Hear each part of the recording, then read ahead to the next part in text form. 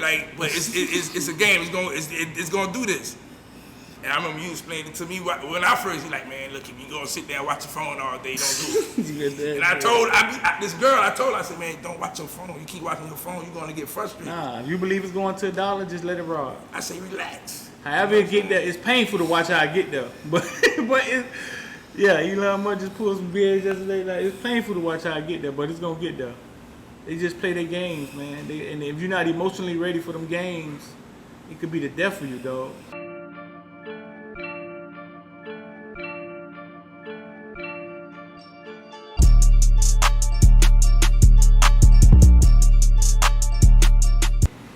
Alright, man, here we go. We back. Caneville show, crib talk. Different angle, man. The light up. Yeah, I see the light up bar, man. At Lorna's, man. Who else bar light up?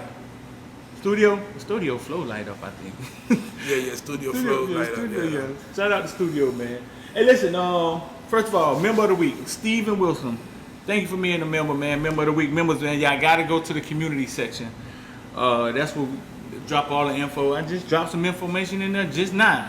So you gotta check out the community section, man, members. That's where all your information at. That's what we drop the videos when you get the member early release. So shout out to your members. Member of the week, Steven Wilson, man. We appreciate you. Let's get going, man. Listen, a lot of we're gonna start off here. A lot of questions been going on about recruiting and our colleges slowing up on recruiting. Our colleges, you put a stat up the other day. I think 247 put out that around this time last year, D1 schools almost like 100 kids in that month. Right, in that month. 100 commit, about like 130, right? Yeah, 130 something. And this year is only 27. And this year is only 20. It's only 27 so far. And your take on that was. A lot of colleges are between last year and this year, a lot of kids weren't able to take visits. Right. You know, so a lot of kids are prematurely committing to schools that they haven't been to. You know, and then that's one issue where Manny said that he didn't want to take kids when they haven't visited. Because you take a kid who hasn't visited the college, now all of a sudden, once June hit, they can start visiting. They're finna start visiting all these different colleges. You got 10 commits. That 10 gonna go down. Right. You know what I'm saying? To probably 3, because a lot of kids, oh man, I like this school better, you know? So he's saying, that's what Manny was saying, and then there's a lot of other colleges doing the same. Like, you know, why take their kid now when as soon as they start visiting, we can take them. Now we sure of them instead of being unsure when they commit. So Manny is on record saying that, listen, we ain't taking no commits until they visit. He said that? Well, he's saying when they commit, he want them to be committed. He don't really want them out there still searching for other teams. And right. that's how I take it. Like, okay, well, don't commit now, because once you commit and you still taking visits. Now, he went on record and said, if you still taking visits when you commit, well, guess what? Our job is to look for other players too. Right. So that's how he's basically saying it. Right. It could be good, it could be bad. Right. You know what I'm saying? Because you can miss out on some good players. And then you could be more positive about the recruiting class you get when they do commit. But, you know, it's that. And then a lot of the portal. Right. Well, yeah, see, that's my thing. My thing is that you could look at it that way, but we see who is committing. One boy jumping out that portal like popcorn. Pop, pop, pop, pop. You know what I'm saying? That's who is committing. They moving. I think, I've been saying that. I think that the reason recruiting is moving slowly or moving differently is because you have a pool of college kids ready to play. Ready to play that's sitting in the portal. How long we gonna sit there and act like that elephant ain't in the room? You gonna have to fart or something? The elephant gonna have to. You gonna have to fart? It's in the room, but just look at the previous commits. The players that entered the portal, the team that they left, and then the team that they're going to. I mean, that's like obvious. You know, like I just left Ohio State. Yeah. I go to Alabama. That's obvious. But think about this. That's only the news that we get.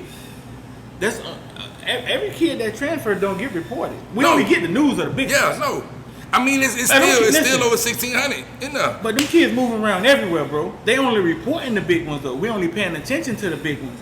Sort of like black people getting shot by police. They only report when black people get shot by police. They don't make it a big deal when a white guy gets shot by police. That's what we see. That's what's out in the forefront. But if you go look at that little recruiting thing on 247 or whatever, them arrows everywhere, bro. Them arrows, they everywhere. So my thing is, okay, even if that's not it, right? It has to affect recruiting, dog. I mean, it has to affect recruiting. It's affecting recruiting because you have basically coaches are saying now we're more. We have to really be sure about 20 kids, right? Because you get 25 scholarships every year, but there's some kids that enter that portal too. So we have to limit the scholarship offers we're going to offer to kids. Listen, I don't know what the recruiting process to get a kid out the portal is, and the process of getting the kid out of high school. But Miami been on point, and I'm sure most schools have been on point with the kids they pulled out the portal. But you just said it. You say they basically going after kids who ready to play. You know, you been in the college system before. You know how to practice in college already. You know the workout. Yeah. You know the school system. Yeah, that's one thing. There's another thing to pull De'Aaron King, Jalen Phillips, and Bubba Bolden out the portal. You know what I'm saying? It's one thing to pull out a kid that's ready to play. And we could just say Tyreek Stevens. We know Tyreek Stevens is finna perform. That's like, you pulling top notch. Man, these are career changes. But okay, you're absolutely right. We've been doing it for a little while because we got the I remember we got the cornerback, what's his name, Delaney from the school. I forget the name of the school. We got him. He came Delaney ready came to play. from another D1 school? Citadel, yeah, came from Citadel. He came ready to play, Yeah. which he came once he got the UM on the field. Right. We got Adrian or something like that, the one who came from Texas. He came ready to play. So we've been doing it. We've been lucky to get kids who came and helped immediately. Right. But it didn't stop us from recruiting. But now, since you can transfer immediate play, Right. It might put a damper in recruiting right now. What you mean, Mike? You only get like 20 players. What you mean, Mike? I mean, that's what I'm saying. You're supposed to get 25, and if they saying, okay, we only going to get 20 high school kids, and the other 5 going to be college kids who can come immediately ready to play. Man, if I was at a lower tier school, man, I don't know how the numbers work. I don't know man, I would be raping the transfer portal, fool. You know how much value in the transfer portal? It is. You know, but you know how much value in the transfer portal, dog? It's a lot, man. But you don't find it strange that it's over 1,600 kids that's still sitting there that ain't got put on no team yet. No, I don't find it strange because it's supply and demand. I mean, it's no, it's not strange. It's the fact that there's too many of them. But supply and demand, so that makes the ones that are at the top, the 4 stars, and that more desperate. Cause it's like, man, listen, I gotta get out of here. It's burning, my feet burning, and I gotta get out of here. Dog, the value. Like, look at the kid out of Florida State, DJ. What his name is? DJ Matthews. We know DJ Matthews could play. He gave us hell. Didn't he commit to Jackson State or something like that? No, I think what DJ Matthews? Toledo or Indiana? Oh, is that Indiana? Okay. Mm-hmm. So listen, it was a rumor that our favorite wide receiver Mark Pope, man, looked at the transfer portal and he was thinking about transferring. But got word he's not going anywhere. He chilling. And let's talk about the transfer portal now. Like, man, you peek into the transfer portal, man, you better know where you going. Because could you imagine Mark Pope jumping in the transfer portal and you're on the depth chart, our starter right now, right? And you jump in the transfer portal and we may never see you again. When you could just go call Mark Duper or get some tennis balls and just catch the ball, you know what I'm saying? Nah, dog, I don't see, that don't make sense to me. That don't make sense to me. But word is Mark Pope is staying, and it was just a rumor. You know what I'm saying? Just a rumor. So the fans, the ones that had to make that rumor because, like, I mean, we didn't get. No, I think he thought about it. I think he thought about it. I was totally thought about it. I mean, after the season he has, after the fans tore him up, man. They tore him up, man. Yeah. So I mean, yeah, you know, you think about it too, but he went out there, had a pretty good spring. You know, they pretty good. That boy's on fire. That's what I'm saying. So especially in the game. Yeah, so it's like I don't see why would he transfer. You know, this your senior year. You know what I'm saying? Unless you automatically know you're not going to play. He has second best wide receiver. No, he's our third best. I mean, you got Harley and Rambo right there. What? Harley and Rambo. We put Rambo for? I mean, man, Rambo. We saw Rambo on one scrimmage. But he demands a whole lot. Like he came immediately and demanded what he done jumped in front of Pope that fast. That's jacked up, dog. Pope ain't never did enough for us. Yeah, Pope caught a game-winning touchdown for us last year. Pope made some good plays. He had a better spring game than him too, huh? Yeah. So what you going off of? Rambo just demands it. He outplayed him in the spring game. You know what I'm saying? I think he has second best wide receiver.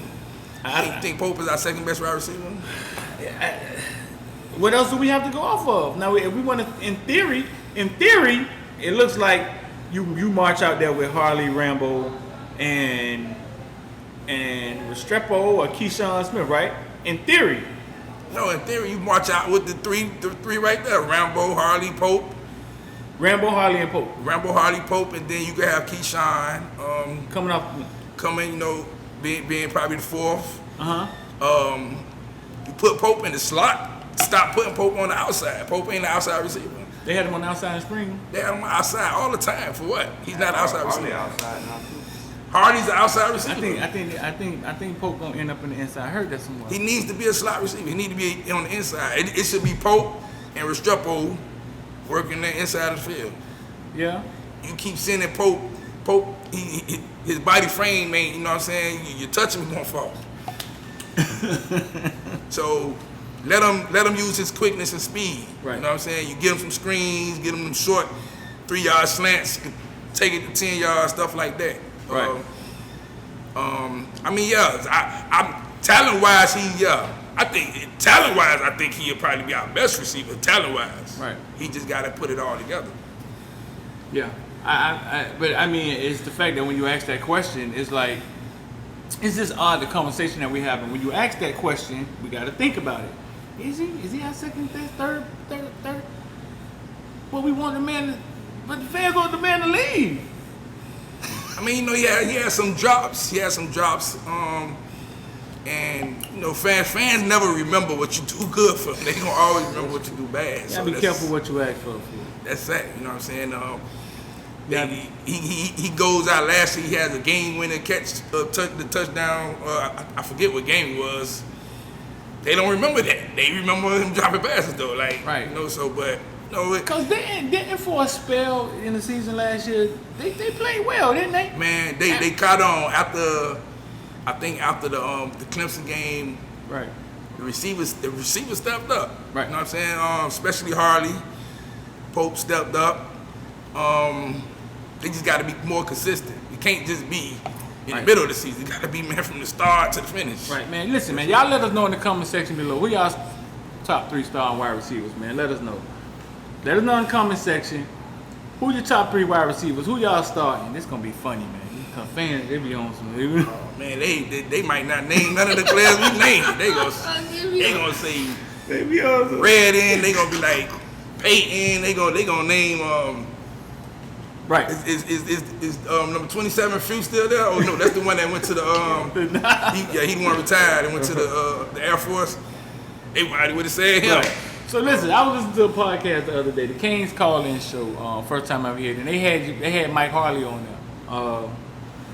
And Mike Harley said when he first got here, for some reason he wasn't practicing, and De'Aaron King. When De'Aaron King first got here, he was on the sideline or something, and he wasn't really practicing. And he said De'Aaron King called him out. Basically like, hey man, you a senior, man. Basically like, you a senior, man. What you doing? You dogging it. I see why y'all be losing games. He said, De'Aaron King said this. And he said they kind of got into it, back and forth. But he also said that the previous quarterbacks would have never did that. Like they would have never called them out like that. And he named their names too. And then he said they kind of got into each other's face, and then they've been close ever since then. De'Aaron King made him accountable. So it's basically sometimes when somebody call you out, right? It stings at first, right? It stings. It's not always bad. But if the truth, if you gotta wear it. And he needed that because as you see, it worked on the field.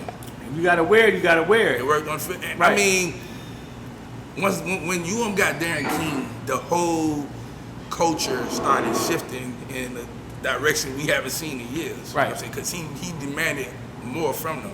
Right. You was at you wasn't at the press conference with me, right? I think I was there by myself. When King came. Yeah, I was there. You was there? Yeah, we was there. Yeah. I mean, when he's there, I'm like, yeah, we getting the quarterback who he's ready. Like he knows exactly what he wants to do. He knows exactly what he expects from the team. Right. Our previous quarterbacks, a lot of them was just too immature. You know what I'm saying? I don't know if it's the fact that they got on the field too early, or maybe that just wasn't them. Jaron Williams tweeted something a while back. He was saying, man, where I'm at now, I'm more mature and ready. When I was, where I was at before, when I was still thinking I'm a kid. Right. Is that on coaching or is that on? But who was he following? That's what I'm saying. Right. Who is it on? But who was he? Like it's almost like who was the quarterback before him? Who did he have to look at? Like who was he following? I think we had Cozy, but even Cozy, you still had Roselle on the team. Right. Still had Roselle on the team.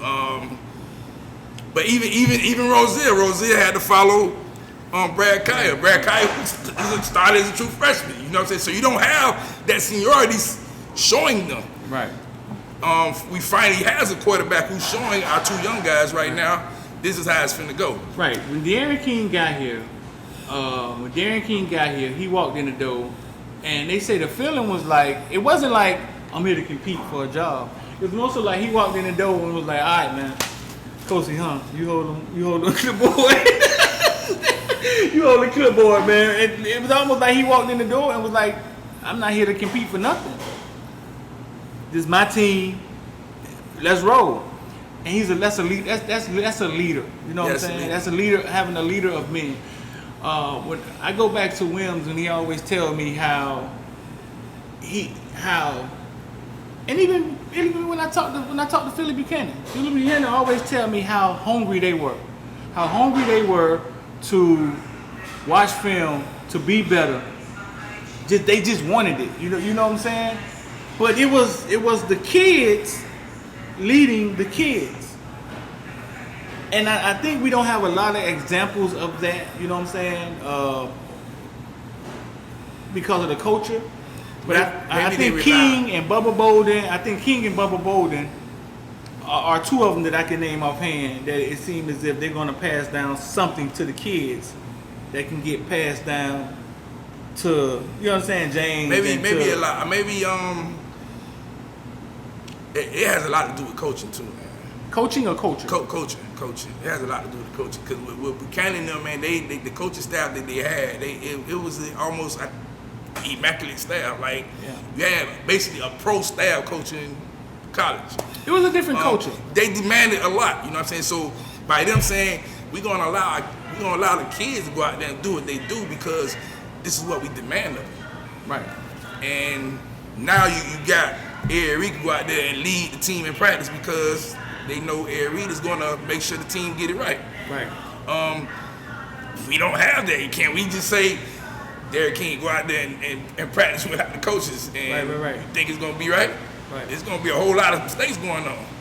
You know what I'm saying? Same with the defense. So it's the coach. It's gonna take more than just them two players to get it together. Right. My question is, and y'all let me know in the comment section below, what comes first? Is it because you get mixed, you get mixed. Some people say when Mike Irvin them got here, they changed the tone of the team. Or was it Snellenberger saying, man, the football team, we gonna do this. We don't care what y'all talking about in the administrator. Let me know in the comment section below. What y'all think come first? Is it the coaching that changed the culture? Or is it getting that right set of kids that come in that changes the culture? Does it always have to start with the coaches? You know what I'm saying? Does the coaches set the tone and change the culture? Or you can get the right set of kids, like you get 3-4 more De'Aaron Kings in there, and all of a sudden, or you get De'Aaron King and you get, what the wide receiver name came from Buffalo? KJ. You get them kids on the same team and they change the culture. You know what I'm saying? Yeah, not Dallas. Yeah. Right. So y'all let me know in the comment section, man. Like, how do y'all think what came first? Chicken or the egg? What come first? You know what I'm saying? I think it's coaching though. You gotta have the coaching in place. The coaches, the staff? Yeah, you got to. Because you can't expect the coaching to get good if the coaches don't know what they're doing. You know what I'm saying? If the coaches is out there just, okay, yeah, he messed up, whatever, keep going out there, keep messing up. You know what I'm saying? Or keep messing up, your ass gonna sit on the bench. You know what I'm saying? That was our coaching when we was young. Keep messing up if you want to, you're gonna sit on the end of the bench. Right. You know what I'm saying? And nobody wanna sit on the end of the bench. Right. I think you need to stress that a lot more. Because now kids saying, yeah, I mess up, but I'm still playing. Right. Whatever. You know what I'm saying? But you mess up, you might not get back in the game. Right. You know, you got that at other schools. You mess up sometime, that might be your last time getting back in the game. You know, so starts with the coaching. You know, obviously you got to get the players too. Right. I know in our recruiting class we got a few players who going to demand that. And that's the young ones. Right. But like you say, we got King and Bubba. They both out there. They give it. One thing I can say about both of them, they give they absolute all on the field. Right. We seen that with King. We seen that with Bubba. Bubba's bleeding and he's out there looking like what's the movie Braveheart? Right. Running out his face. Right. Kid, you know, the team seen that and they saying, man, that's who I want to play with. Right. You know what I'm saying? And that's without even saying anything out your mouth, that's just showing I want to play with them guys. Right. Man. Listen, man, before we get out of here, I want to talk about something, man. I want to talk about Saturday Night Live with Elon Musk going on and dogecoin and all this. Right? Listen, real quick lesson. Saturday Night Live, Elon Musk, we found out maybe 2 weeks ago he was going on Saturday Night Live and dogecoin started running. I think it went from like 40 cents all the way up to 70 cents, right? And Saturday Night Live come Friday night, Saturday night. I got people hitting my phone who couldn't even pronounce douche. Don't know how to buy it. I'm put $100 in it. Where do I get it from? Yada yada yada. Saturday morning. Saturday night come. We watching Elon Musk, horrible actor. You know what I'm saying? His mom up there. He playing around. He say it's a hustle, and dogecoin goes down, right? And then you wake up the next morning, it goes down more, right? And some people were kind of confused, but I'm gonna break this down real fast. You buy the rumor, sell the news. So when we heard Elon Musk was going on Saturday Night Live as the douche father, the instrument started going up. Everybody wants to be in before Saturday, right? Everybody wants to get in before Saturday because you want to be in it in case it goes to $1. That, in theory, that's what you're thinking. So it goes from 40 cents and it hits the peak of 72 cents. Saturday Night Live starts, and it starts going backwards. A real simple way to put it. if everybody wanted to get in to get rich before Saturday, who was going to push it up Saturday night to make it go to $1? You understand what I'm saying? Yeah. Everybody got in already. It's the word is greed. You can't be greedy. Nobody expected dogecoin to be 70 cents a month ago. Once you see something reach its peak, like Mandy said, once you see something, it show you who they is, you better believe it. It reached the top, you take your money out, and then if it somehow miraculously Jesus, baby Jesus, somebody push it further than that, then all right, whatever, you took your money out. But if everybody was getting in to get, then there was nobody else left to push it up. Yeah, to push it up, yeah. Where the money was coming from. The smart people started taking their money out when they saw it get to the top. You take your money out, things go down. So then, battle rumor, sell the news. Y'all stay locked in with us, man. I'm D. We just douched that thing at the end. Hit subscribe and join, man. If you remember you've been watching for a while, join, man, all right? It's gonna take 3 motherfucking days, and that's what?